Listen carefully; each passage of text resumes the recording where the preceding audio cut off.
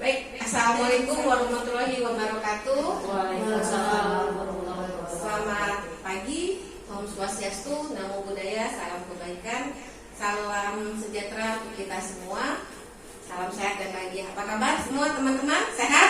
Alhamdulillah. Coba tepuk semangat dulu ya, lemes-lemesnya ini nih. Sudah masih pagi. Ayo berdiri semua, kita tepuk semangat dulu. Ya ampun, mari mulai hari dengan semangat ya. Baik semuanya. Baik. Oke, siap? Oke. Tepuk semangat. Semangat. Paramon? Yes. Paramon? Yes. Paramon? Yes. Luar biasa. Oke, tepuk tangan buat kita semua. Iya, baik. Nah, pada kesempatan pagi hari ini yang luar biasa ceria, kita akan belajar bersama. Izinkan saya Resi Rizky Hairani akan berbagi kepada teman-teman semua mengenai materi budaya positif. Mendengar kata budaya positif, apa sih yang terlintas pertama kali di pikirannya teman-teman? Silakan, ada yang ingin berbagi? Miss Delta, apa sih budaya positif menurut kacamata Miss Delta pada saat pertama kali melihat ini? Secara pribadi, kalau menurut saya budaya positif itu adalah apa yang kita berikan kepada generasi berikutnya dalam bentuk positif, yang memberikan dampak positif. Seperti contohnya yang masih selalu kita ajarkan kepada anak-anak di Indonesia ini adalah budaya positif kita itu selalu mengajarkan untuk saling kepada yang lebih tua. Jadi ketika melihat kata budaya positif itu, menurut saya pribadi adalah apa yang bisa kita berikan secara terus-menerus kepada generasi yang akan datang seperti itu. Nah, sekarang terima kasih, berarti budaya positif itu adalah suatu budaya yang baik yang harusnya jadi turun-temurun tetap dirasakan. Menurut Bu Betty, seberapa penting sih budaya positif itu terus kita laksanakan? Jadi budaya positif itu berhubungan dengan kebiasaan-kebiasaan baik, dan kebiasaan-kebiasaan baik itu seharusnya selalu, setiap hari, setiap waktu itu kita lakukan sebagai pendidik, khususnya untuk anak-anak, agar anak-anak pada saat sekarang ini kan mereka mencontoh dari apa yang kita lakukan. Untuk itu kita harus melakukan sesuatu, bentuknya perilaku, tindakan, perkataan yang baik-baik, karena mereka pada saat ini belajar dari apa yang dilihat dari kita, ketulusan dan kebaikan. Berarti penting sekali ya terus melakukan budaya positif, dan budaya positif dilakukan dengan role model, ya, keteladanan, dan juga melalui pembiasaan. Sebenarnya apa sih pengertian dari budaya positif? Ya, budaya positif itu adalah nilai-nilai atau kebiasaan-kebiasaan di sekolah yang berpihak kepada peserta didik agar mereka dapat berkembang menjadi pribadi yang kritis, hormat, dan bertanggung jawab. Tentu saja untuk menjadikan kebiasaan-kebiasaan ini menjadi suatu budaya yang artinya dilakukan terus-menerus tanpa henti, diperlukan komitmen dan diperlukan kerjasama dari semua pihak. Tidak cukup hanya dari guru saja melakukan budaya positif, tetapi juga dari semua stakeholder. Artinya melibatkan yayasan, melibatkan wali murid, dan terutama juga melibatkan murid. Jadi untuk menjadi kebiasaan yang baik ini harus dimulai dari diri sendiri dulu. Itu sebabnya mengapa menumbuhkan budaya positif dimulai dari diri sendiri, menjadi role model yang baik, dan juga menjadi pembiasaan atau keteladanan, gitu ya. Bagaimana agar kita bisa merubah paradigma jadi dari budaya yang tadinya mungkin belum menjadi suatu budaya yang baik yang akan kita terapkan di sekolah, itu kita harus membuat dulu sekolah menjadi lingkungan yang positif. Setelah kita bisa membuat lingkungan menjadi positif, positif bukan cuma untuk guru ya Miss, tapi juga untuk murid. kayak gitu. Dan bukan juga cuma untuk murid, tetapi juga untuk wali murid. Artinya ketika kita menciptakan lingkungan yang positif ini, semuanya harus terlibat. Positif dulu positif guru akan membuat positif ke wali murid dan akan membuat anak-anak yang berpikir juga positif. Lalu aman, pastikan sekolah kita menjadi sekolah yang aman, sekolah ramah anak seperti itu. Aman dalam arti apa? Aman dalam segi sarana prasarana, aman juga dari bullying seperti itu ya. Karena kita tahu bullying sekarang itu sudah menjadi salah satu momok yang sangat habit juga ya, bahkan sudah sampai menelan korban jiwa kan, ada anak yang sampai meninggal karena dibully. Dan terkadang tanpa sadar pun guru juga melakukan itu seperti itu. Mau tidak mau, sadar tidak sadar kita juga sering melakukannya. Ya, termasuk juga saya. Ya, iya. Lalu nyaman. Ketika sekolah itu adalah rumah kedua, baik untuk kita karena kita akan menghabiskan lebih separuh dari hari itu di sekolah, ya. Apalagi kita jam kerja kita dari jam 7 sampai jam 16. Berarti setengah dari hari kita ada di sekolah. Anak-anak juga kurang lebih 3 jam lebih berada di sekolah. Jadi harus dibikin menjadi nyaman. Nyaman buat mereka, nyaman juga untuk kita. Siapa yang akan menciptakan sekolah nyaman, suasana aman, lingkungan yang positif? Ini peran guru di sini. Dan itu dimulai dari diri kita sendiri, dimulai dari teman-teman, ya. Kenapa harus menciptakan sekolah yang lingkungan positif, lalu aman dan nyaman? Tujuannya supaya apa? Ini loh, tujuannya balik-balik lagi ke murid, ya, murid dan murid, ya. Dengan lingkungan yang positif, maka murid akan berpikir yang positif, ya. Lalu murid juga akan bertindak yang positif, sehingga melahirkanlah kebiasaan mandiri, bertanggung jawab dan mencipta ini kreatif. Jadi untuk menghasilkan anak yang kreatif, menghasilkan anak yang inovatif kan dulu-dulunya. Rubah kebiasaan lama yang kita anggap tidak baik, sehingga itu akan membawa atmosfer baru yang positif untuk kita. Apalagi kita ya di tahun ajaran baru, sebentar lagi kita akan mulai di hari Senin. Nah, ketika kita sudah mulai di hari Senin, maka itu akan suatu permulaan baru, petualangan baru. Jadi segala sesuatu yang dimulai dengan semangat baru, dimulai dengan pikiran positif, atmosfer positif akan memberikan juga stigma yang positif juga kepada kita. Kan disiplin. Baik, Miss Ria, apa yang terlintas pertama kali di pikiran Miss Ria ketika mendengar kata-kata disiplin? Silakan. Disiplin, taat aturan. Baik, hanya taat aturan? Taat aturan itu tata tertib. Kemudian rules yang sudah diterapkan itu dijalani dengan konsisten. Oke. Miss Yulia, I'm right, bilangnya Miss Yulia kan? Menurut Miss Yulia disiplin itu apa sih? Menurut saya kalau disiplin itu harus disiplin antara disiplin waktu, disiplin kerjaan. Jadi sesuatu apa yang diamanahkan harus ditaati. Terima kasih. Jadi saya ambil conclusionnya, saya ambil kesimpulan disiplin itu adalah sesuatu rule ya, sesuatu aturan yang harus diterapkan.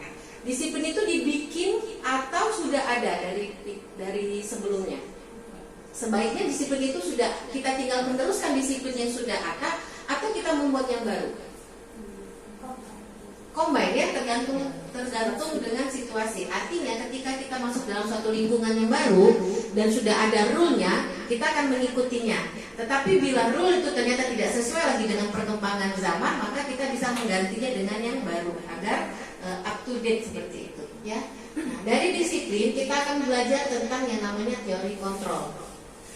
Teori kontrol ini bagaimana cara guru dalam menghadapi murid. Sekarang kita akan main game ya. Oke. Ya, baik. Yang main pertama, silakan tentukan main pertama. Silakan misalnya Miss Ria atau Miss Nabila contohnya. Miss Ria akan menggenggam tangannya. Lalu Miss Nabila coba untuk membuka Miss Ria, kepalan tangan Miss Ria. Mau pakai cara membujuk, mau pakai cara merayu, mau pakai cara marah-marah, ya terserah. Pokoknya bagaimana caranya supaya Miss Ria mau membuka. Seperti itu. Baik, silakan 3 menit setelah itu keputusan tetap ada di tangan yang pemegang tangan ya, apakah akan membuka ataupun akan tetap membuka atau tetap menggenggam. Nanti gantian silakan. Oke. Tahun pertama kita mulai dulu. Baik, 1, 2, 3, silakan.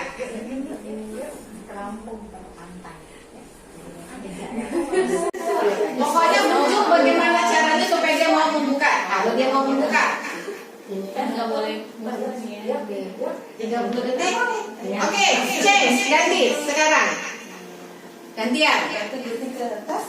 Ganti sekarang. Gantian.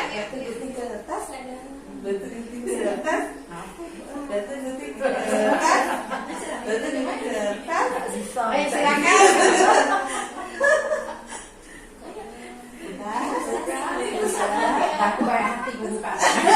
Oke, tepuk tangan buat kita semua. Sekarang kembali ke laptop. Sekarang tadi Miss Ria sama Miss Nabila. Yang pertama sekali main siapa? Miss Ria. Miss Ria buka atau tidak tangannya? Enggak. Lalu pas tadi change? nggak juga ada pas dendam Bu. Oh, sudah baik. Ada yang terbuka tangannya setelah dibuka? Baik, Bu Betty. Nah, sekarang kita ya. Kenapa Bu Betty buka kepala tangannya? Enggak juga, kadang-kadang kan harus bisa menentukan kapan harus menutup, kapan harus membuka. Namun ketika seseorang itu atau sesuatu itu mengharuskan kita buka dong, berarti ada permintaan, ada permohonan. Nggak rugi membuka karena semuanya mendapat balasan. Balasan apa? Kebaikan, pahala dan lain sebagainya. Itu kan mengartikan bahwa diri ini bukan keras, itu bukan berarti harus mempertahankan sesuatu dengan sedemikian rupa, tapi keras itu harus bisa melihat kapan harus bersikap keras dan kapan harus membuka. Untuk seorang tenaga pendidik, dia harus melakukan hal seperti itu, seperti ibaratkan layang-layang, kapan dia harus ditarik, kapan harus diulur, agar anak-anak yang ada di sekitar kita itu lebih merasa empati dan kasih sayang kita. Salah satu tujuan agar keinginan kita mendidik dengan baik tercapai ya harus seperti itu. Baik. Oke, terima kasih Bu Betty. Analisis yang luar biasa. Mikia, kenapa tadi tidak mau membuka kepala tangannya? Karena belum ada permintaan. Belum ada permintaan. Sudah habis waktunya. Belum ada bujuk rayu. Seperti itu. Baik. Jadi siapa yang memegang kendali atau kontrol ketika kita akan membuka atau menutup tangan kita? Diri kita sendiri ya. Jadi kita sendiri yang akan memegang kontrol atas kepala tangan kita. Apakah kita akan membuka atau menutup? Mungkin tadi seperti kata Bu Betty, tidak bisa selamanya bersikap keras seperti itu. Ada kalanya kita harus fleksibel. Jadi tergantung sesuai dengan kebutuhan. Tetapi perlu digarisbawahi underline-nya bahwa bukan berarti kita orang yang tidak punya pendirian. Kita tetap punya komitmen, tetapi kita juga harus fleksibel dalam arti ketika komitmen itu keras sekali kita pegang tetapi tidak sesuai dengan keadaan, maka mau tidak mau kita juga harus perlu penyesuaian. Gitu. Ya. Oke. Ini adalah teori kontrol, ya. Teori kontrol menurut Dr. William Glasser, ya. Yang pertama adalah ilusi guru mengontrol murid. Ilusi guru mengontrol murid ini kenapa disebut ilusi? Karena di sini ketika kita berusaha mengontrol murid dengan paksaan, dalam tanda kutip dengan ancaman, itu akan menjadi motivasi terendah dari seorang anak untuk mengikuti aturan guru. Karena kita tidak mensosialisasikannya. Artinya, misalnya kita berbicara di dalam kelas ya, bukan dalam struktur sekolah. Di dalam kelas kan yang itu adalah panggung utama guru yang memegang peranan. Artinya ketika kita melakukan guru mengontrol murid, kita membuat suatu aturan yang tanpa melibatkan komunikasi dengan anak, seperti itu. Ya, jadi si anak ini akan seolah-olah ikut patuh kepada kita, tapi dia tidak tahu sebenarnya kita tidak memberikan alasan kenapa sih harus ngerjain PR, kenapa sih PR-nya harus dikumpul hari Senin seperti itu. Nah, itu adalah tapi si anak tetap mengumpul di hari Senin. Hanya karena apa? Hanya karena takut terhadap hukuman, seperti itu. Makanya disebutkan ilusi guru mengontrol murid. Jadi murid itu tidak diberikan alasan mengapa mereka harus mematuhi aturan, seperti itu. Seperti layaknya Miss Nabila masuk ke dalam Paramount. Kami memberikan aturan bahwa Miss masuk itu jam 7.15 sampai jam 15.45 ya kita ya, kayak gitu kan. Nah, Miss Yanti akan menjelaskan kepada Miss Nabila, kenapa Miss harus datang sebelum jam 7? Karena anak-anak itu biasanya sudah datang, walaupun kita masuk jam 7.30, tetapi banyak anak-anak yang juga perginya barengan orang tuanya kerja, sehingga mereka datangnya lebih pagi. Kalau kita datangnya di bawah jam 7.15, dikhawatirkan duluanlah muridnya daripada anaknya, daripada gurunya. Sehingga itu sebabnya kenapa guru-guru itu harus datang antara berkisar jam 7, paling lambat itu jam 7.15. Sehingga ketika orang tua datang mengantarkan anaknya, gurunya sudah standby di sana. Ya, jangan datang jam 7 mau dandan dulu, keluarnya jam 7:45, enggak. Jadi sudah datang itu sudah rapi seperti itu. Alasan aturan yang kami buat untuk mengontrol jam kerjanya Miss Nabila dan Miss Yulia sudah dipaparkan sebelumnya. Kenapa Miss harus datangnya antara jam 7 sampai maksimal jam 7.15 seperti itu. Jadi tidak menjadi ilusi lagi seolah-olah kami sudah memberikan peraturan, tetapi memang sudah ada alasan sebelumnya. Ya, oke. Lalu kenapa penguatan positif, efektif dan bermanfaat? Ini ketika kita memberikan suatu aturan, kita memberikan alasannya. Dan kita menerima juga alasan dari murid kalau dia tidak mau. Artinya kita membuat suatu yang namanya kesepakatan. Seperti itu. Kayak Miss Yulia, lebih pagi. Kan udah ketemu satu solusinya. Kalau kamu membutuhkan waktu 30 menit, spare waktunya 40 menit seperti itu. Kalau nyampe sini jam 7, berarti Miss Yulia keluar dari rumah sekitar jam 5.45, jam 6:kurang 1/4 misalnya begitu. Nah, itu adalah penguatan positif dan efektif yang bermanfaat. Jadi win-win solution. Miss Yulia datang ke sini yang tepat waktu dan kami tidak harus memberikan semacam teguran terus agar datang tepat waktu. Lalu kritik. Nah, ini kritik yang membuat orang merasa bersalah. Kita beranggapan ketika kita memberikan kritik kepada orang, kritik itu tidak boleh. Sebenarnya kritik itu boleh karena itu semacam refleksi. Refleksi terkadang kita juga membutuhkan refleksi dari orang lain seperti itu. Seperti kata Kak Hade, Hajar Dewantara, Bapak Pendidikan kita, dia sudah kenal sekali ya, misalnya aja teman-teman ya, baik ya, pasti bahwa belajar tanpa refleksi itu sia-sia, refleksi tanpa belajar itu berbahaya. Kenapa nggak boleh kritik? Boleh, tapi kritik yang membangun. Kritik yang bagaimana yang boleh disampaikan kepada murid atau kepada teman sejawat? Kritik ketika kita menyampaikan di depannya, bukannya di belakangnya. Itu namanya ngomongin orang kalau di belakang. Ya, gibah itu namanya.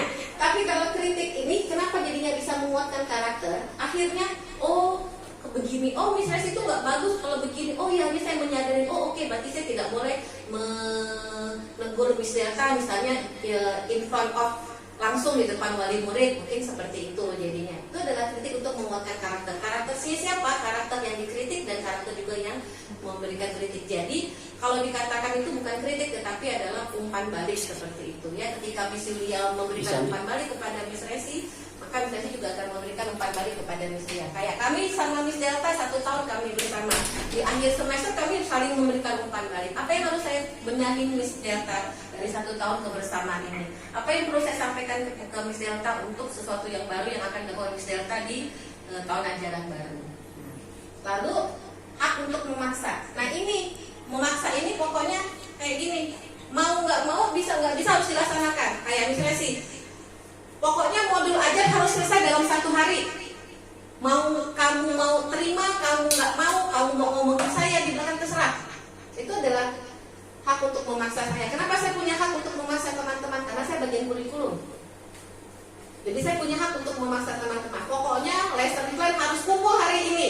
Ya, colek yang suka telat gitu kan ya. Harus kumpul hari ini. Mau terima alasan, nggak mau misalnya Miss anak saya sakit lah Miss, saya rusak lah Miss, atau misalnya misalnya sih saya belum sama sekali bikin, saya nggak mau terima alasan. Pokoknya hari ini harus kumpul. Saya tunggu jam 23.59. Terserahlah Missnya mau pakai usaha apa. Itu adalah hak, kenapa orang dewasa memiliki hak untuk memaksa. Begitu juga ke anak seperti itu. Kenapa kita merasa kita punya hak untuk memaksa anak begitu? Harus ikut marching band. Nah, kan misalnya harus ikut marching band, kayak mamanya mungkin kan anaknya nggak mau ikut marching band gitu kan. Tapi mamanya kan mungkin suatu kebanggaan jadi tim marching band gitu. Harus ikut marching band, anaknya nggak mau. Contoh siapa? Deal. Deal kami itu bang valid. Iya mamanya bisa ya, mama itu banget pengen ikut, tapi Dealnya nggak mau kayak gitu. Akhirnya walaupun sudah dimasukin ke dalam situ, ke dalam ruang marching band, dia cuma gini aja, kenapa ngapain dia berisik. Nah itu adalah hak untuk memaksa. Nah, DA yang mana ya? DA kecil. Itu namanya kontrol. Yang mana dua? Dua-duanya Kayak itu ya. Ikra sama benda pasti main-main. Nah itu Standarnya ya. Oke. Jadi untuk perubahan paradigma teori kontrol tentang ilusi guru mengontrol murid, pengu positif, kritik yang membuat rasa bersalah maupun memaksa, teman-teman sepakatnya kita akan menggunakan yang mana di tahun ajaran baru? Apakah kita akan memaksa murid tanpa memberikan alasannya? Atau kita akan nyalahin anak saja tanpa kita berikan kesempatan dia, kenapa sih kamu datangnya telat gitu kan? Paling sering kan mereka datangnya telat ya, kayak gitu. Dan biasanya kan kita kalau telat, pokoknya kalau sudah 3 kali telat harus nyanyi gitu kan. Tanpa mungkin kita harus berpikir apa sih yang bikin dia telat. Oh ternyata dia sudah bangunnya pagi. Yang bikin telat siapa? Mama papanya. So apakah adil kalau dia yang harus menanggung nyanyi di depan kelas, bukan karena dianya yang salah dia, tetapi karena mungkin mama papanya yang repot mau nganter pagi-pagi. Nah ini yang kita perlukan untuk nanti di tahun ajaran baru. Jadi sebelum kita memberikan suatu bukan punishment ya, mungkin kita harus juga memikirkan di balik itu ada alasan apa, ya. Oke. Ini perubahan paradigma, stimulus respon, dan teori kontrol. Nah, stimulus respon ini adalah ketika kita memberikan kepada orang lain. Misalnya ketika kita mencoba mengubah agar orang lain berpandangan sama kepada kita. Daripada kita mencoba mengubah orang-orang ya supaya punya pandangan yang sama, maka akan lebih baik kalau kita memahami pandangan orang dulu. Jadi kalau misalnya itu prinsipnya gini, kita tidak bisa mengontrol reaksi orang terhadap kita. Ketika kita memberikan suatu ide baru, ketika kita memberikan suatu pemahaman baru, memberikan paradigma baru, kita tidak bisa mengontrol apakah orang itu mau mengikuti atau malah tidak mau atau malah cuek saja. Tetapi kita bisa mengontrol diri kita sendiri. Apakah respon orang itu akan menjadi alasan kita untuk patah semangat, atau itu menjadikan kita tetap bersemangat walaupun mungkin tidak ada yang merespon dengan baik. Karena kita prinsipnya adalah kita menghargai diri kita sendiri. Jadi ketika kita melakukan sesuatu bukan karena kita ingin dipuji, bukan karena kita ingin nampang eksis di media sosial, tetapi karena kita menghargai diri kita sendiri dengan melakukan sesuatu yang baik dan mengubah paradigma kita dari yang kelakuan yang tidak baik menjadi hal yang lebih baik. Kalau orang mau ikutin kita, ayo. Tapi kalau tidak mau ya sudah, seperti itu. Bukan ketika kita berubah menjadi lebih baik lalu orang tidak mengikuti, lalu kita jadi patah semangat, enggak, kayak gitu. Biarkan saja, karena tadi balik ke teori kontrol, kita tidak bisa mengontrol orang lain secara kesadaran, tetapi kita bisa mengontrol kita sekarang mulai berpikir, yuk nggak ada lagi yang namanya saingan, tapi sekarang ada yang namanya kolaborasi, gotong royong. Daripada mau menonjolkan saya yang paling hebat, saya yang paling bisa, yuk sekarang bersama. Kalau mau jalan cepat, jalan sendiri. Tapi kalau mau berjalan yang mencapai tujuan bersama, jalan sama-sama. Enak jalan sendiri apa enak jalan sama-sama? Sama-sama. Iya, jalan sendiri nanti ini ya sesat di jalan. Iya, betul. Mesti ya, terima kasih ya. Sesat bareng-bareng. Kalau sesatnya bareng-bareng kan akan ada satu. Masa dari 10 orang sesat semua? Minimal ada yang sadar lah. Kayak kami sama Miss Yanti ketika kami belanja bersama-sama. Ada yang sesat. Sesat semua. Sesat semua. Baik. Oke, kita lanjutkan. What is disiplin? Ini sudah kita bahas ya tadi. Jadi kata disiplin juga sering dihubungkan dengan hukuman. Nah, padahal disiplin itu bukan hukuman. Seperti itu ya. Kita suka beralasan biar disiplin. Sebenarnya akan berbeda antara disiplin dengan hukuman. Bedanya di mana? Kita akan lihat di sini. Lihat dari otak. Disiplin adalah kemampuan memerintah diri sendiri dalam mengontrol dan menguasai diri untuk memilih tindakan yang mengacu pada nilai-nilai yang kita hargai dengan penuh tanggung jawab tanpa terperintah oleh orang lain.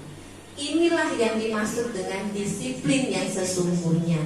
Artinya disiplin ini keluar dari diri kita sendiri dengan penuh tanggung jawab. Jadi sadar, bukan karena diberi kayak tadi ya, contohnya jam kerja kita jam maksimal jam 7.15, karena kita penuh tanggung jawab. Oh iya, memang komitmen saya harus sudah sampai di sekolah sebelum jam 7.15.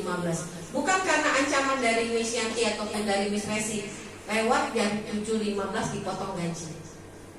Kalau hukumannya hanya kalau tanpa dari diri sendiri, disiplin itu muncul, ya udah paling tinggal kita bilang aja ya ada paling dipotong, kan saya telat kan 2 kali, paling dipotong 100, nggak apa-apa. Saya punya ini kok, Miss, apa namanya? Saya itu punya jualan di Shopee, jadi 100 itu tuh nggak ada masalah buat saya dipotong. Berarti kan itu tidak ada rasa disiplin dari dalam dirinya. Nggak apa-apa kok, Miss, dipotong aja nggak masalah, kayak gitu, ya. Nah, jadi karena memang jadi itu yang namanya disiplin. Jadi memang disiplin itu adalah kemampuan memerintah diri sendiri. Sama kayak kita sholat, tidak ada yang memaksa kita sholat, tetapi kita punya tanggung jawab. Oh ya, kita harus sholat seperti itu. Bukan untuk orang lain, tetapi untuk kita sendiri. Nah, hampir sama seperti itu ya. Jadi disiplin yang baik adalah disiplin yang datang dari dalam diri dengan penuh rasa tanggung jawab tanpa diperintah oleh orang lain. Ya. Ya. Untuk menghindari ketidaknyamanan atau hukuman. Ini adalah motivasi terendah dari dalam diri seseorang. Jadi ibaratnya gini, kenapa sih saya nggak datang jam 7? Kenapa saya tidak mau terlambat? Alasan cuma satu, saya nggak mau dipotong gaji. Cuma itu doang alasannya. Karena saya nggak mau dipotong gaji. Udah kayak gitu. Ini adalah motivasi terendah. Sama kayak kita ikut suatu perlombaan. Kenapa kamu mau ikut perlombaan? Karena saya mau dapat sesuatu. Itu adalah motivasi yang terendah. Kenapa? Karena tidak terjadi perubahan di dalam situ, baik untuk diri kita maupun untuk orang lain. Ya. Lalu motivasi lagi untuk mendapatkan imbalan. Artinya gini, kalau saya datang tepat waktu, terus nanti direkod, ternyata saya bagus, jadi nanti saya dapat Teachers of the Month. Lalu Teachers of the Month berkaitan dengan nominal uang. Itu juga tidak bagus, Miss, karena hanya mengharapkan imbalan. Karena nggak dipotong, kan udah dijelasin sama Miss Yanti di dalam kontrak 2 kali telat ya Miss Yanti ya. Itu dipotong uang gajinya misalnya gitu. Jadi cuma itu aja, semata-mata karena daripada uang saya dipotong saya. Tapi tidak ada rasa tanggung jawab di dalam situ. Hanya untuk menghindari ketidaknyamanan atau hukuman. Lalu yang kedua, untuk mendapatkan imbalan. Oh, kalau saya datangnya tepat waktu terus, ya berarti nanti saya paling pagi datang.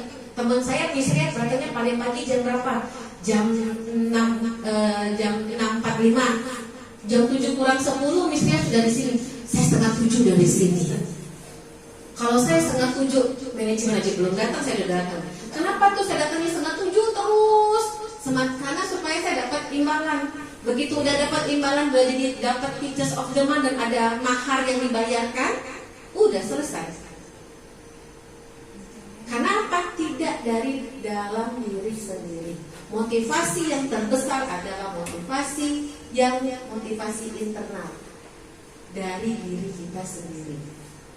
Itu adalah motivasi dalam setiap kegiatan apapun, Miss. Dalam bukan cuma untuk jam tadi yang hanya Miss Resi contohkan hanya soal kedatangan, tetapi dalam segala hal juga Miss harus punya motivasi tersendiri, motivasi internal dalam diri. Kenapa masuk ke Paragon? Pasti punya motivasi internalnya. Katakanlah motivasinya, Miss saya pengen menjadi guru guru adalah garda terdepan dalam bidang pendidikan, bahwa anak usia dini itu adalah masa depannya Indonesia. Itu adalah motivasi, bukan semata-mata kenapa masuk Paramount, nggak ada kerjaan lain.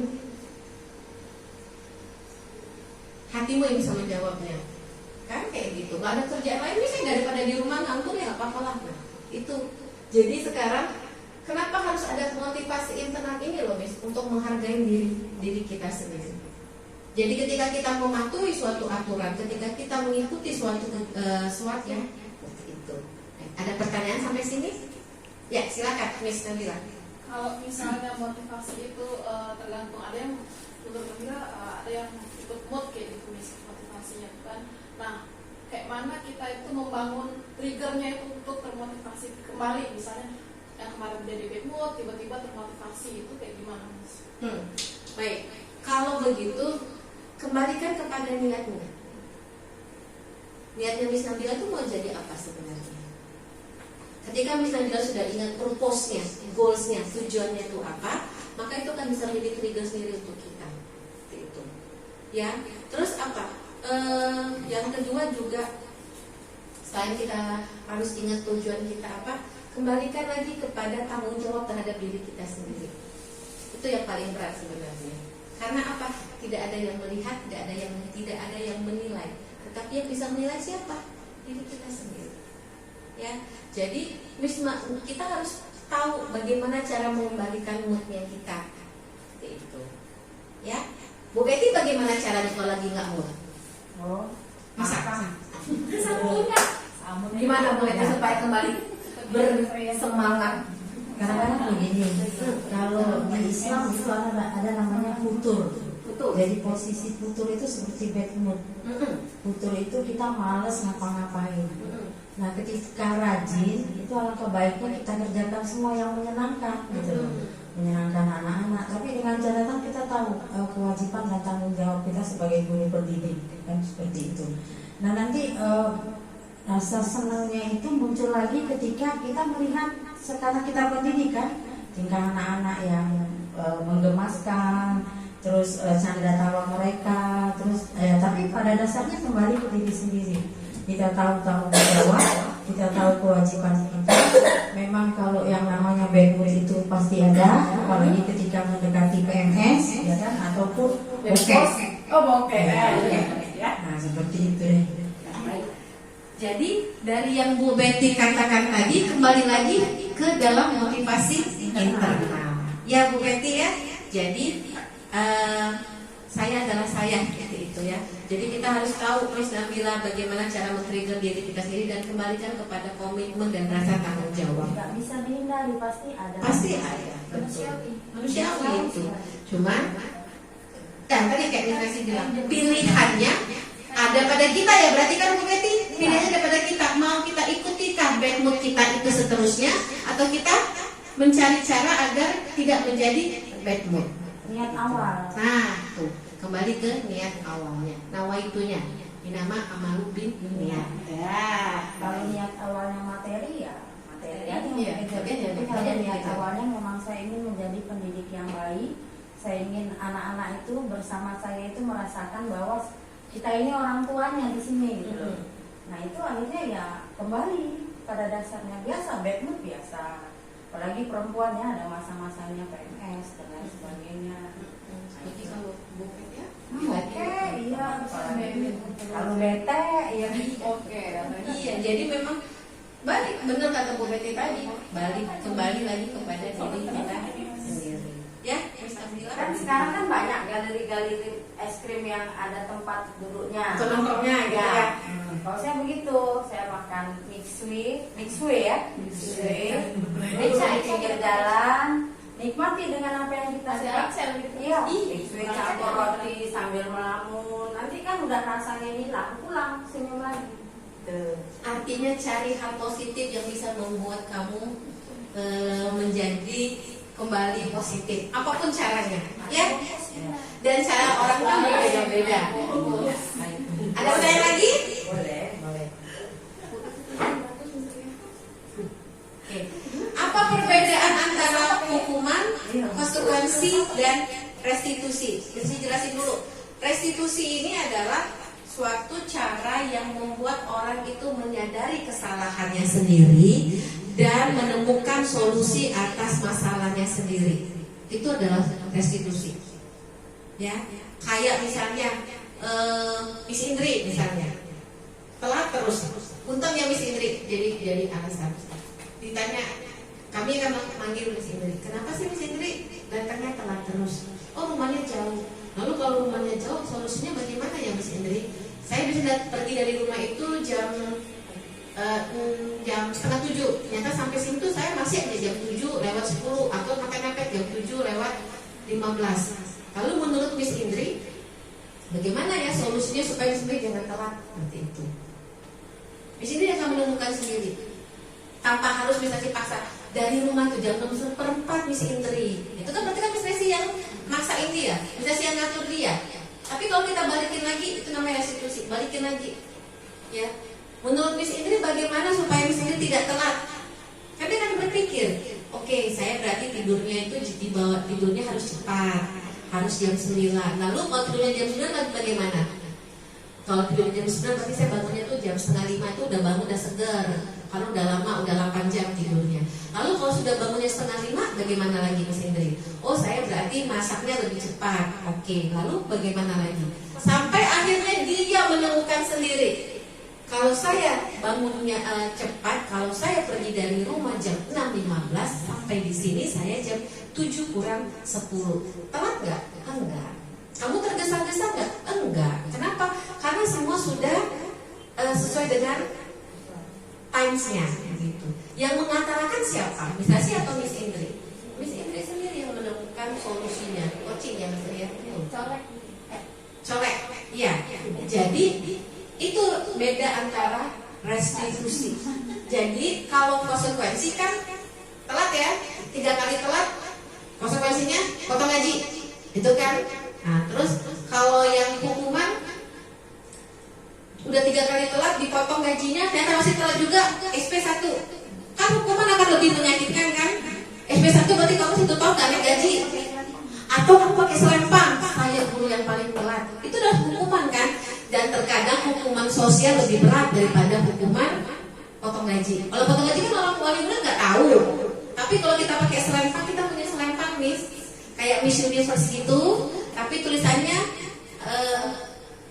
guru telat ya, mislead. Nah, guru telat gitu kan. Dan terus dipakai dari pagi sampai sore ya Miss Ria ya, sampai selesai sekolah. 1 bulan. Iya, makanya kok jadinya apa? Hukuman yang menyakitkan kan? Seperti itu. Jadi daripada hukuman, akhirnya kita menjadi ke konsekuensi. Tingkat yang paling ini lagi. Ternyata konsekuensi nggak jadi, nggak ngaruh. Berarti coba kita pakai restitusi. Dia sendiri yang menemukan solusi dari masalahnya. Dan ketika dia besok datang, dia sudah datang dengan pribadi yang lebih baik lagi. Ya, itu beda antara hukuman, konsekuensi, dan restitusi. Ini hukuman tidak nyaman. Kalau Miss dihukum dapat SP 1 tahun tidak naik gaji, itu kan dalam jangka waktu panjang kan. Akhirnya kayak kata Miss Nabila tadi, nggak jadinya backwardnya itu terus sepanjang 1 tahun. Karena kita mikirin, matilah aku tidak naik gaji lah aku nih karena ini. Itu adalah hukuman. Kalau konsekuensi cuma dipotong gaji bulan ini aja 100, bulan depan kalau tidak telat kan tidak dipotong, sehingga tidak nyamannya untuk jangka waktu pendek. Tapi kalau restitusi Miss Indri akan menyadari menyadari bahwa bahwa saya harus berubah, harus diatur dari awal. Oh, harus begini sehingga semuanya berjalan dengan baik, tanpa harus dipaksa, diancam potong gaji atau diancam tidak naik gaji selama 1 tahun, gitu ya. Oke. Lalu akan tersakiti. Nah ini di sini kalau restitusi akan mengatakan penguatan. Kenapa? Tadi kembali ke pengertian tadi. Kalau restitusi adalah menemukan sendiri solusi dari masalahnya dan kembali ke karakter, kembali ke kelompoknya dengan karakter yang lebih kuat. Seperti itu. Ya. Sekarang kita akan berbicara tentang keyakinan kelas. Nah ini mumpung tahun ajaran baru, kita akan teruskan ini, kita akan buat itu ya Miss Ria, apa sih yang dimaksud dengan keyakinan kelas? Oke, Miss Lia bisa bantu menjelaskan apa sih keyakinan kelas itu? Sebagai sudah pernah melaksanakan. Keyakinan kelas itu adalah sebenarnya kesepakatan sama keyakinan itu berbeda.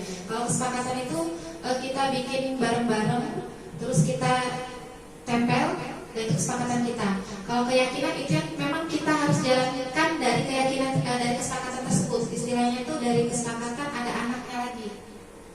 Tapi tetap dibikin bareng-bareng sama anak-anak karena yang di kelas ya Bu ya, karena di kelas. Jadi kita itu menggali murid itu pengennya apa, nyaman, bahagia, itu yang kita gali dari murid. Nah nanti mereka itu akan mengutarakan ide-idenya dan nanti akan kita kerucutkan untuk menjadi sebuah ide baru yang nanti akan dijadikan kesepakatan dan keyakinan kelas yang dijalankan sehari-hari dalam kelas. Dan itu harapannya konsisten. Terima kasih Miss Lia. Iya, jadi kesepakatan kelas kita bikin dulu kesepakatan sama anak-anak. Kesepakatannya apa? Satu, misalnya datangnya tidak telat. Dua, kalau ngomong bergantian misalnya. Ketiga apa? Tidak lari-lari di dalam kelas. Itu adalah kita sepakatin dulu sama anak. Jadi bukan Miss-nya yang bikin, tapi bersama-sama. Dari kesepakatan itu akan ada nilai-nilai yang kita kuatkan, dan itulah menjadi keyakinan kelas. Harapannya di tahun ajaran baru semua kelas mempunyai kesepakatan kelas.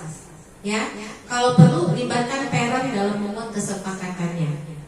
Ya, kenapa begitu? Karena biar parent juga tahu bahwa kelas itu punya aturan. Nah, sehingga kita butuh kerjasama mereka untuk menerapkan aturan tersebut. Ya, kita akan mulai di tahun ajaran baru ini, kita akan buat setiap kelas itu mempunyai kesepakatan kelas. Ya, oke? Apa poin-poin apa yang nanti akan kita masukkan ke dalam keyakinan kelas kita? Nanti kita akan diskusikan bersama anak. Anak itu pintar-pintar, Miss. Ketika kita membuat kesepakatan, dia tahu apa yang mau dia lakukan maupun tidak, apa yang dibolehkan atau tidak. Dan dia pun harus belajar konsekuensi dari kesepakatan kelas tersebut. Satu lagi, kalau sudah punya kesepakatan kelas, jangan dilanggar. Ketika sekali kita melanggar, itu akan memberikan celah kepada anak. Oh, cuma ini aja. Anak tuh pinter loh, dia bisa mengikuti. Children say, children do. Begitu dia tahu kita tidak menjalankan kesepakatan kelas kita, sudah dia nggak serius lagi ikutin kesepakatan. Jadi kesepakatan itu dua belah pihak harus jalan. Ya, lanjut lagi. Nah, keyakinan kelas itu berupa pernyataan universal. Jadi nanti kita akan buat sama-sama. Nggak usah banyak-banyak, Miss. Nggak usah banyak-banyak. Artinya selesai main tidy up. Itu kan kesepakatan kita. Jadi kita tidak usah langsung teriak-teriak tidy up. Kita tinggal bilang aja. Oke, time's up. Everybody tidy up. Udah, langsung mereka tidy up. Nggak perlu kita harus yang ngomel-ngomel. Ayo, DA bantuin. Ayo, ini bantuin. Enggak, karena mereka sudah dikenalkan dengan kesepakatan. Oh, kalau selesai main harus di tidy up. Oh, kalau sudah selesai makan masuk ke dalam kelas itu line up. Atau misalnya bisa masuk ke dalam, kalau mau masuk dalam kelas ketok dulu kayak gitu. Itu adalah kesepakatan kita. Terus kalau lagi berdoa tidak boleh sikapnya main-main. Itu adalah kesepakatan. Tapi apa? Kompromikan dulu dengan muridnya. Apakah bisa? Bisa. Murid TK bisa. Misalnya sudah melaksanakannya. Misalnya Hikmah sama Miss Teta juga sudah melaksanakannya. Pasti bisa. Tapi ya itu disepakatin sama anak, dikompromiin, dan jangan lupa untuk dijalani. Jadi itu butuh komitmen kedua belah pihak dan kontinuitas. Siap, Miss ya? Baik. Lalu kita ke apakah harus seperti ini? Tidak juga. Ya. Apakah harus kata-katanya nanti sepakatin aja dengan anak-anak, kata-kata apa? Ini udah contoh dari kelas Miss Ria. Jadi dibikin kayak gini aja, sesimpel ini aja, Miss. Pakai kertas, nggak usah dilaminating, nggak usah dibikin plakat, nggak usah. Cukup dibikin kayak gini aja, ya. Nanti kan, karena kalau keyakinan kan harus pakai perangkat enggak, bikin kayak gini aja. Gitu, gampang jadinya kan. Tetapi komunikasikan dengan anak-anak. Ya, lalu kita kembali kepada 5 kebutuhan manusia. Menurut teman-teman 5 dasar kebutuhan manusia itu apa saja sih? 5 dasar kebutuhan manusia menurut Maslow apa saja? Ini yang pertama adalah bertahan hidup, survival. Ini adalah 5 dasar kebutuhan. Habis itu apa? Kebebasan. Setelah kebebasan apa? Kesenangan. Orang dewasa itu juga butuh fun. Mak-mak juga butuh fun. Ya, bagi gadis-gadis ya. Lalu penguasaan, kontrol. Ketika kita tuh pasti ada rasa bagaimana ya, ada rasa suatu kebanggaan ketika kita diberikan kekuasaan. Walaupun hanya sekedar kekuasaan kelas, apa yang jadi guru, itu kekuasaan. Mau dibikin apa kelas itu selama 1 tahun, ya ada di tangan kalian sebagai guru. Berdua kan, kita kan berpartner berdua. Terus apalagi kasih sayang dan rasa diterima. Ini yang paling gede. Ini mah yang lepas terus ya. Yang paling besar apa? Love tadi, kebutuhan untuk dicintai. Ya, ini 5 dasar ini. Manusia butuh makan ya, iya kan sudah bertahan hidup berarti. Butuh tidur ya, iya dia butuh di sini. Butuh apa lagi? Butuh duit kan bertahan hidup. Satunya. Ini adalah 5 dasar kebutuhan manusia. Mana yang paling dominan menurut teman-teman? Bertahan hidup. Bertahan hidup. Kenapa harus bertahan hidup?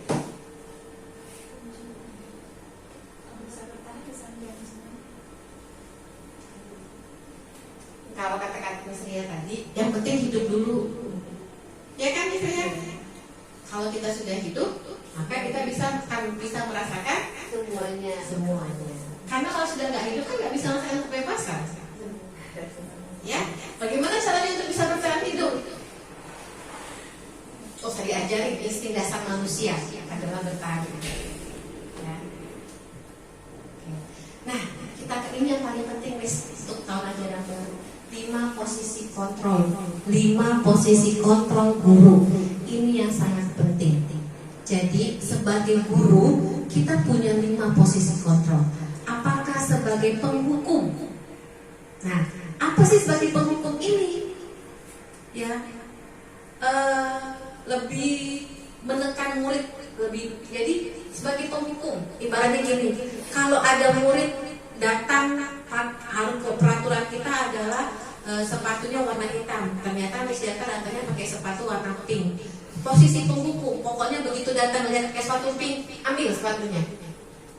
Dia bagaimana nyeker? Ya udah, kan penghukum saya menghukum dia karena dia salah sama aturannya harus pakai sepatu hitam. Itu dalam posisi penghukum. Ya. Lalu bagaimana membuat rasa bersalah? Balik ke lesson plan. Ayolah, kumpulkanlah lesson plan itu. Nanti kalau kalian nggak kumpulin lesson plan, bisa sih kena marah sama Miss Ike. Jadi kan kalian merasa bersalah sama Miss Resi. Itu juga sama anak, misalnya kan. Ayolah, ada CCTV loh. Kan kita paling sering kayak gitu. Ada CCTV loh. Ya, nanti kalau CCTV tuh ya, kalau CCTV nanti kita sama-sama nonton loh. Kan gitu kan. Itu kan buat anak-anak merasa bersalah. Oh, Pak Dika. Itu buat rasa bersalah. Banis gitu kan ya. Nah, itu kan buat rasa bersalah. Jadi anak tuh rasa bersalah banget kayak gitu kan ketika dia berbuat sesuatu tuh. Itu ya. Lalu teman. Nah, kalau teman bagaimana kita akan mencoba memposisikan sebagai teman. Kayak misalnya sih sama Abang Said, itu teman sejajar. Teman sebaya sama Abang Said. Ya, kayak gitu. Itu misalnya sebagai teman, berusaha untuk mengerti dia. Lalu pemantau. Pemantau itu apa? Jadi anak itu diberikan tanggung jawab, murid itu diberikan tanggung jawab, ya. Dan kita hanya memantau. Dalam arti ketika dia salah pun kita tidak menegur, karena kita hanya sebagai pemantau saja, dengan alasan udah dikasih tahu. Gitu. Ada yang mantau tapi bukan CCTV. Nah, ada yang mantau dengan CCTV. Jadi, udah dikasih tahu kok. Itu adalah sebagai pemantau. Nah, kalau sebagai manajer ini berbuat sesuatu bersama murid ya. Jadi ini adalah 5 posisi kontrol. Guru tuh memegang peranan penting di dalam sini. Apakah kita akan menjadi penghukum? Ya. Apakah kita akan menjadi pembuat rasa bersalah? Apakah kita akan menjadi teman Miss Yulia? Bagusnya Murid kita akan diselesaikan kita sebagai guru. baik. Berarti menemukan sendiri solusinya ya. Oh, masalahnya begini. Lalu bagaimana solusinya? Jadi fokus kepada solusi, bukan fokus kepada masalah. Menurut Miss Dina, mana yang paling sering Miss Dina? Posisi apa yang paling sering Miss Dina lakukan sadar maupun tidak sadar selama ini? Dari 5 posisi ini, mana yang paling sering automatically atau secara tidak sadar kita lakukan? Itu butuh kejujuran diri. Apa? Kalau Kan saya kita tidak dalam posisi saling menghujat, tetapi dalam posisi kita merefleksi. Ada 2 sih Miss ya, yang sering tanpa saya sadari dilakukan di kelas itu, penghukum dan membuat rasa bersalah. Kenapa begitu? Dan di situ di situasi kebetulan di kelas itu memang ada 2 anak yang menurut saya pada saat itu memang nggak bisa kita kontrol lagi kan. Jadi ya paling untuk membuat mereka lebih bisa berada kondisi yang stabil, dan kalau saya bilang di kelas itu ya itu tadi dengan mata, kalau saya nggak mau dengar nanti kita nggak boleh main, nah gitu Miss. Terus sama ya paling kalau saya ini nanti telepon mama, nah itu kan membuat rasa bersalah dan salah ya. Itu Miss. Kalau Miss Delta, posisi mana yang suka kita terapkan tanpa sadar di kelas? Kalau di kelas itu yang misalnya ya itu 5-5-nya sebenarnya kepake, karena sebenarnya 5-5 posisi kontrol ini tergantung sama individu anaknya. Baik. Bisa mempan di bagian posisi kontrol yang mana sebenarnya. Jadi kalau mau dipilih sebenarnya memang 5-5 ini dipakai semua, karena itu tergantung sama siapa yang kita hadapin. Sebenarnya anak ini nih tipikal yang seperti apa. Ada anak yang tipikalnya keras, mau menang sendiri, kita nggak bisa ngasih dia cuma dengan memposisikan diri kita sebagai pemantau. Jadi memang 5-5-nya kita pakai semua. Baik, berarti ya, atau Miss tahu analisis SWOT, strength, weakness, opportunity, threat. Jadi ini akan kita mulai juga ya di tahun ajaran baru. Miss Nabila nanti Miss Nabila berpartner dengan Miss Resi, lalu Miss Yulia berpartner dengan Miss Yanti, Miss Delta dengan Miss Reni Agustinawati, Agustini, Miss Ria dengan Miss Indri, Miss Dina dengan Miss Ike, ya. Nah, harapannya ketika teman-teman memahami 5 posisi kontrol ini, tapi sebelum kita masuk ke 5 posisi kontrol ini, kita akan melakukan yang namanya apa? Ketidakbisaannya apa? Gaya belajarnya seperti apa? Kesukaannya seperti apa? Minatnya seperti apa? Bakatnya seperti apa? Jadi kita akan membuat pemetaan setiap murid. Bagaimana cara kita melakukan itu? Kita perlukan observasi. Ya, kita mungkin butuh waktu 1 bulan lamanya untuk melihat, untuk kita memetakan. Oh, kalau kakak Fatih ini nggak bisa dikerasin, harus dibujuk. Oh, kakak Fatih ini sudah bisa huruf A sampai Z. Oh, baru tahu angka 1 sampai 10. Bagaimana kita bisa tahu kalau kita tidak melakukan observasi? Jadi, mulai nanti hari Senin atau mulai 1 minggu ke depan kita akan melakukan pemetaan. Kita akan lihat murid-murid kita itu sukanya apa, bakatnya apa, minatnya apa, maunya seperti apa, kekuatannya apa, kelemahannya apa. Dan jadikan kekuatan itu sebagai yang perlu kita tonjolkan, dan yang kelemahan itu yang perlu kita stimulus untuk menjadi kekuatan. Gak usah pusing, kita akan menjalaninya. Kalau sekarang dipikirin pusing, soalnya misalnya sudah lihat, mikrot semua langsung dijalani nanti ya.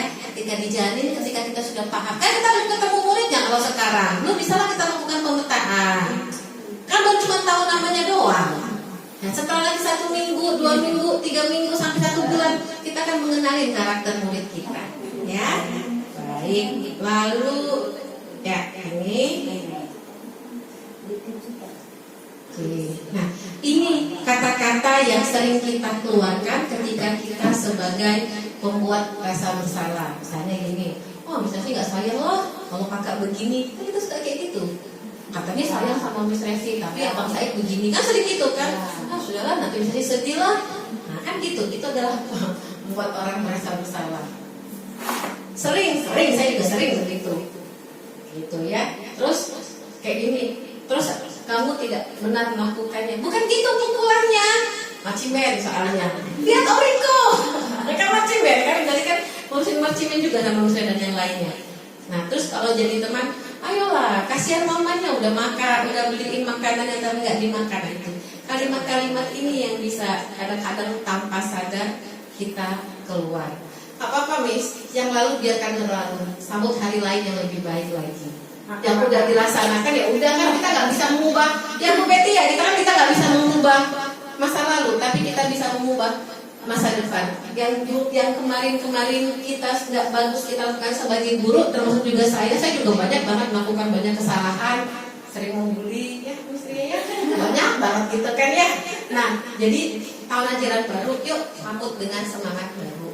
Lakukan yang tidak perlu dilakukan, yang tidak perlu dilakukan lagi di tahun ajaran baru, jangan dilakukan lagi. Sama-sama kita adalah satu tim. Jadi ketika satu kelas melakukan suatu perubahan, kelas yang lain juga melakukan perubahan seperti itu, ya. Oke, nah ini sama tadi tuh segitiga restitusi, membantu murid memiliki tujuan disiplin, mengevaluasi. Jadi yang tadi kata misalnya tadi restitusi itu adalah si anak itu sadar dengan sadar dengan kesalahannya, tapi dia sendiri yang menyadarinya. Akan lebih baik seperti itu kan daripada ditunjukin. Kalau ditunjukin kamu tuh gitu-gitu, nah Miss Feby itu nggak bagus gini-gini. Miss Feby mungkin akan ada penolakan, enggak gitu kok Miss Feby, enggak saya nggak kayak gitu. Tapi ketika dia menyadarinya, Miss Feby ngajarin berenang toddler, jangan langsung gaya kata misalnya. Gaya apa ada nggak sih Miss Feby gaya kata? Nah, jangan langsung gaya kata. Mungkin Miss Feby akan langsung ngomong, enggak kok Miss Feby memang bisa kok. Saya kan guru renang, saya tahu yang mana yang bisa. Tapi ketika kita ngomong, Miss Feby kira-kira kalau anak toddler langsung disuruh berenang kayak gitu bisa nggak ya? Nanti mungkin nggak bude, nggak bisa gitu. Ada tahap-tahapannya. Daripada saya ngomong, Miss Feby salah loh ngajarin toddler langsung berenang gaya kata. Dia mau nerima nggak? Nggak pasti. Nah, dimaksud dengan lagi segitiga itu ya kayak gitu tadi. Dia menemukan sendiri tanpa harus. Rata-rata kan kita paling nggak mau kalau diomongin kesalahannya. Paling nggak mau. Walaupun sebenarnya salah. Jadi yang perlu dilakukan apa? Mungkin mengubah kata-katanya. Jadi saya dan juga manajemen juga masih belajar untuk memilah kata-kata yang memilah diksi yang mungkin akan disampaikan kepada teman-teman. Pun ketika nanti kami menyampaikan mungkin kurang berkenan, itu adalah keterbatasan kami sebagai manusia. Ya. Oke, ada yang ingin ditanyakan sampai sejauh ini? Bisa dipahami? Instruksi bisa dimengerti? Baik, terima kasih. Nah, ini adalah tahapan dari segitiga restitusi ya. Yang pertama adalah menstabilkan identitas. Oke. Kenapa mesti datang telat? Itu adalah menstabilkan. Atau Miss Indri, Miss Resi lihat Miss Indri udah 5 kali nih datangnya telat. Itu adalah untuk menstabilkan identitas seperti itu. Kenapa ya? Kayak gitu kan, daripada ngomong Miss Indri, kamu udah 5 kali telat terus. Karena kan berbeda kata-katanya. Kenapa ya Miss, kok Miss Indri ini udah 5 kali datangnya telat? Oke. Lalu tindakan yang salah menurut Miss Indri, kalau datang telat itu betul nggak sih? Enggak, kenapa enggak? Kan aturannya 7.15 misalnya sih. Yang ngomong siapa? Kan dia sendiri yang ngomong. Kenapa salah ya Miss Indri? Ya, dia kan aturannya. Berarti kan dia menyadari kesalahannya. Lalu menyatakan keyakinan. Bagaimana Miss Indri supaya nggak telat? Tadi datangnya harus lebih lama, lebih cepat. Bagaimana datangnya lebih cepat? Saya nggak kesiangan. Dari mana? Dimulai dari rumahnya. Oh, dari mana? Dipikir lagi. Oh, dari jam tidur saya. Kalau saya tidurnya jam 10, jam 12, saya itu susah bangunnya jam 5. Mesti harus jam 6 bangunnya. Ketika bangun jam 6, pada pasti sudah telat. Itu adalah menanyakan keyakinan. Dia sendiri yang membuat. Berarti saya harus tidur jam 9 ya Miss Resi supaya saya bisa bangun jam 5. atau jam 4 sehingga saya bisa melaksanakan aktivitas saya dengan baik. Itu namanya segitiga restitusi. Jadi ada tahap-tahapannya. Nah, kayak kamu tentu punya alasan kenapa. Sebenarnya alasannya telat kenapa sih? Rumah saya jauh, itu udah alasan dia. Sebelum kita gali lagi lebih jauh, kenapa kalau rumahnya jauh, lalu solusinya bagaimana? Itu ya, segitiga restitusi. Harapannya ketika Miss punya murid yang mungkin dalam tanda kutip troublemaker, Miss harus kita coba untuk melakukan yang namanya segitiga restitusi. Tanya alasannya apa sih, kayak gitu. Kalau suka ada murid yang suka ngambil barang orang, tanya alasannya kenapa. Nah, sebelum kita menghukum dia atau sebelum kita melaporkan dia ke mamanya, karena jadi harus dilakukan gini, kayak gitu. Jadi harus distabilkan identitas. Benar nggak sih kalau ngambil punya orang? Menurut kakak boleh nggak? Jangan kita yang ngomongin nggak boleh loh ngambil penghapusnya punya Kaila. Kan itu kan mamanya Kaila beli buat Kaila. Tapi kan kita ngasih tahu bukan dia, buat dia menyadari sendiri. Sama kayak Istria, kenapa sih nggak bisa kumpul lesan berat tepat waktu? Oh begini, Miss Resi, kenapa ya? Kan begitu kan? Sampai kata Miss Ria, berarti dicicilnya nggak boleh SKS ya? Iya, gitu kan? Dia sendiri menemukannya ya. Validasi tindakan yang salah betul nggak sih Miss Ria? Nah, jadi begitu. Jadi ini harapannya ya Miss, nanti ketika kita bertemu dengan murid-murid yang mungkin perlu perhatian khusus ya, bagi kita Miss Nabila ya, banyak sekali murid kita yang memerlukan perhatian khusus, nggak apa-apa, nggak masalah. Ketika kita melakukan yang terbaik, ya Gusti Allah boten sare, Allah tuh nggak gitu. Ketika kita melakukan perbuatan yang baik, memberikan yang terbaik, suami saya jawab. Ya, ketika kita melakukan memberikan yang terbaik, ya memberikan yang terbaik, kuncinya apa? Ikhlas. Ketika memberikan yang terbaik dengan ikhlas, maka itu akan kembali ke kita. Ketika kita berbuat baik, baik juga ke kita. Ketika kita memudahkan jalan orang, jangan kita pun dimudahkan. Bukan masalah hukum karma atau yin dan yang, tapi itulah memang semesta bekerja seperti itu. Ketika kita berbuat jahat, sesungguhnya kita berbuat jahat untuk diri kita sendiri. Mungkin bukan orang itu yang memang ada hadisnya ya, mungkin ya ayatnya. Jadi berbuatlah baik dengan penuh ikhlas, dengan penuh cinta, maka itu akan kembali ke diri kita sendiri. Akhirnya materi ini Miss Resi tutup materi kita untuk kesempatan kali ini akan dilanjutkan dengan kegiatan materi oleh Miss Ria dan Miss Dina. Terima kasih untuk perhatiannya. Mohon maaf untuk kata-kata yang kurang berkenan, sikap yang kurang menyenangkan. Doakan kita semua sehat, keluarga kita sehat, murid-murid kita sehat, agar kita semua bisa memberikan yang terbaik untuk murid-murid kita. Baiklah, bisa saya akhiri. Wassalamualaikum warahmatullahi wabarakatuh. Waalaikumsalam. Saya